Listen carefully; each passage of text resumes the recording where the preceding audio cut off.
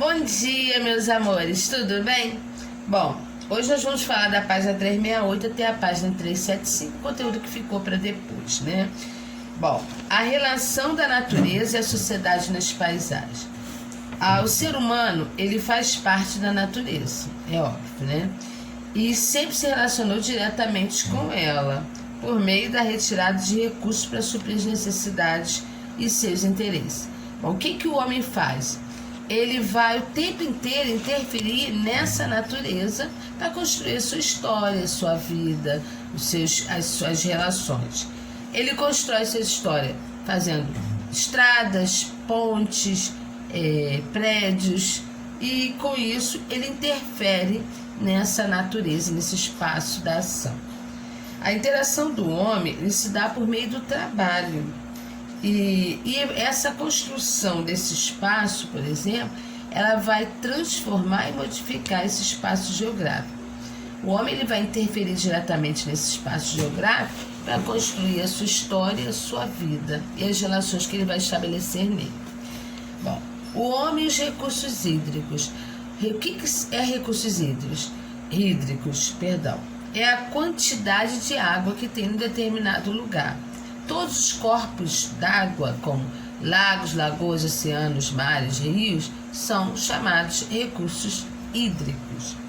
No Brasil, nós temos um grande potencial de energia hidrelétrica que vem da força das correntes, né, da água, dos rios, da correnteza dos rios. A produção de usina hidrelétrica no Brasil já foi considerada a maior do mundo, por conta da nossa usina de Itaipu, que foi considerada a maior usina do mundo.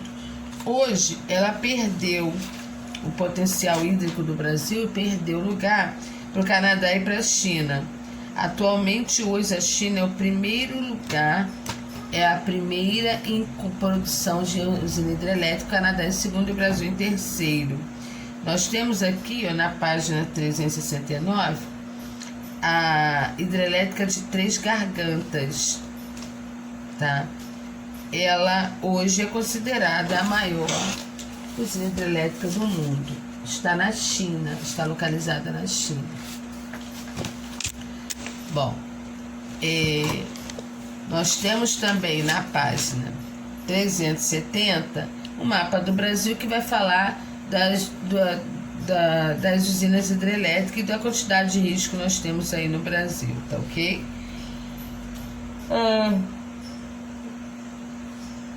A importância dos recursos hídricos para a natureza. É óbvio, né, gente? A gente tem, digamos que a gente tem uma plantinha em casa, né?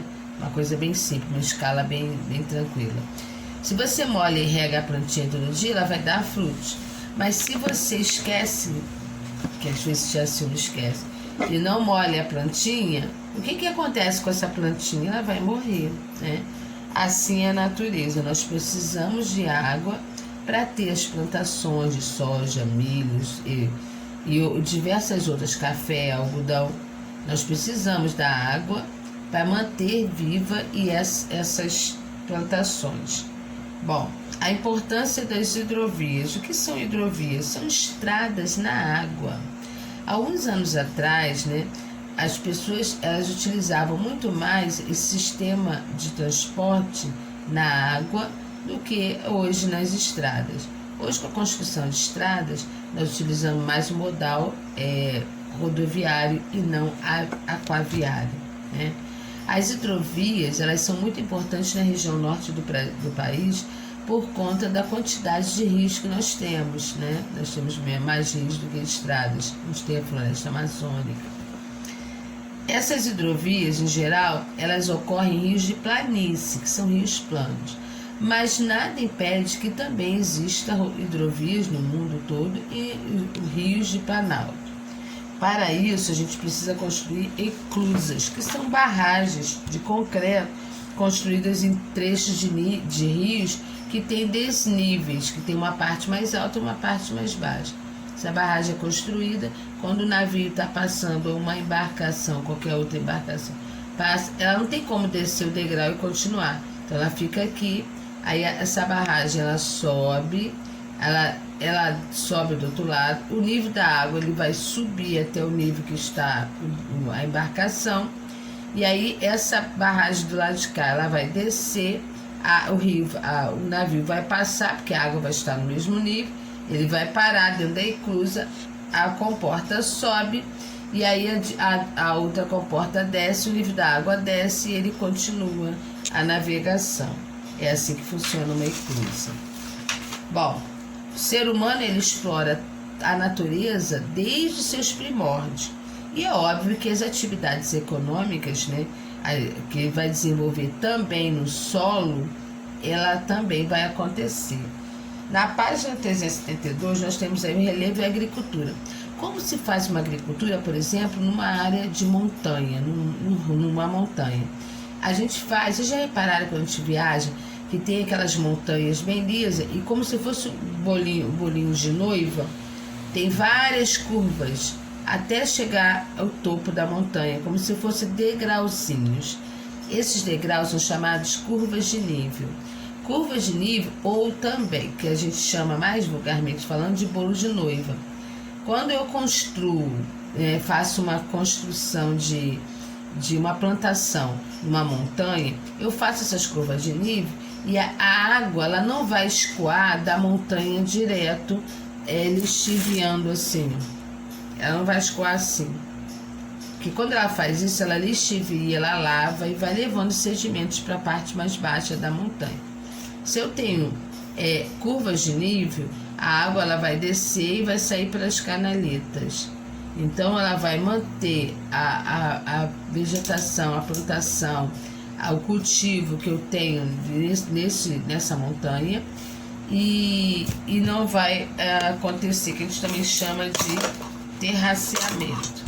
Aqui nós temos uma plantação de café, o cultivo de café no Alto de Caparaó, em Minas Gerais, e aqui arroz na China.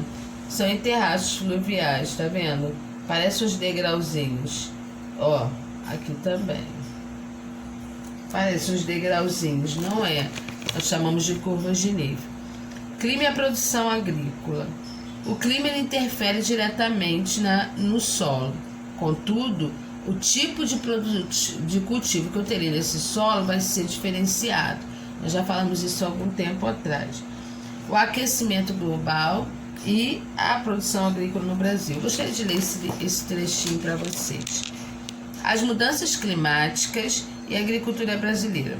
No futuro, as mudanças climáticas poderão alterar o cenário agrícola de diversos países, ou seja, o aquecimento global ele é uma realidade, uma triste realidade, e a gente não tem como controlar, não sei se a gente parar hoje de poluir, de ter ações que vão interferir nesse solo, nesse clima, ainda assim a gente teria um ganho mais para frente, porque o que a gente já perdeu a gente não tem como recuperar.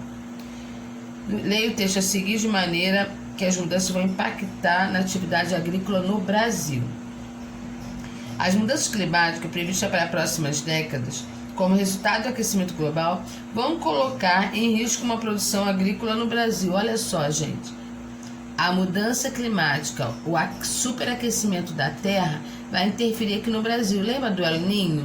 Que a superaquecimento das águas do Pacífico, ela interfere na dinâmica de chuvas aqui no Brasil, no Nordeste, na região Sudeste. Ela vai interferir. Chove demais no Sudeste, tem muita seca no Nordeste. Bom, estudo de pesquisadores da Embrapa e da Unicamp prevê que o aumento da temperatura no país vai diminuir uma área favorável de cultivos de soja, milho, arroz, feijão e algodão, podendo levar a um prejuízo de 7 bilhões e 400 milhões em 2020. As exceções são a cana-de-açúcar, que terá espaço para expandir até dobrar a produção, e a mandioca, que apesar de perder espaço no cultivo do Nordeste, poderá ser plantada em outras regiões do país. Os resultados sugerem que a geografia da produção agrícola brasileira vai mudar nos próximos anos para evitar danos maiores ao desenvolvimento do país. É preciso começar a agir desde já. Ou seja, o aquecimento vai interferir diretamente na produção agrícola do nosso país. Isso é um fato, gente, é uma realidade. e que a gente ainda não tomou assim, noção da proporção que isso vem causando, né, de dano para nossa, de impacto negativo para nossa realidade. A gente vê aí, face aí, essa situação que nós vivemos hoje, né, da Covid, estamos numa quarentena.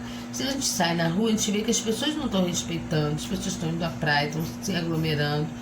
Ontem eu tive no Rio, né, depois de 6 meses em casa, fui dar uma volta e eu pude notar que, assim, algumas pessoas não estão nem aí, como se não tivesse doença.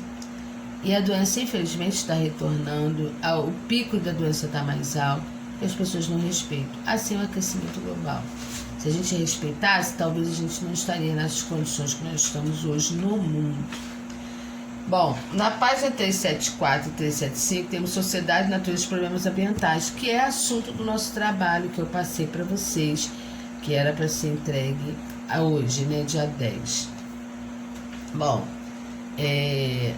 eu vou pegar, hoje não, dia 10 é amanhã, hoje é dia 9. Eu vou pegar, no dia 14, eu vou à escola e vou corrigir esses trabalhos.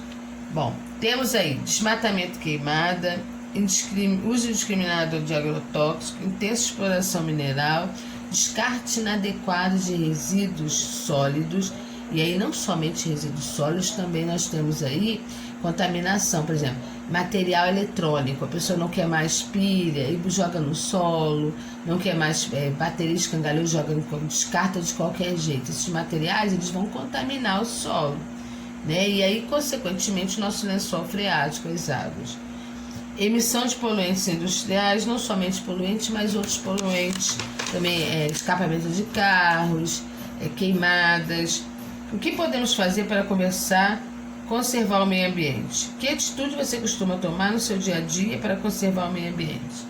Pensem nisso. No final da aula, a tia Silma volta e a gente discute isso aqui, tá ok? Bom, espero que vocês tenham entendido. Vocês vão fazer o exercício. Cadê meu caderno? Vamos fazer o exercício da página 382 para casa, para aula, perdão.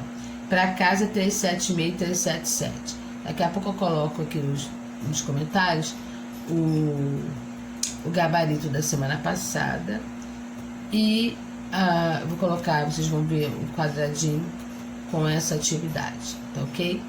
Beijos, fiquem com Deus.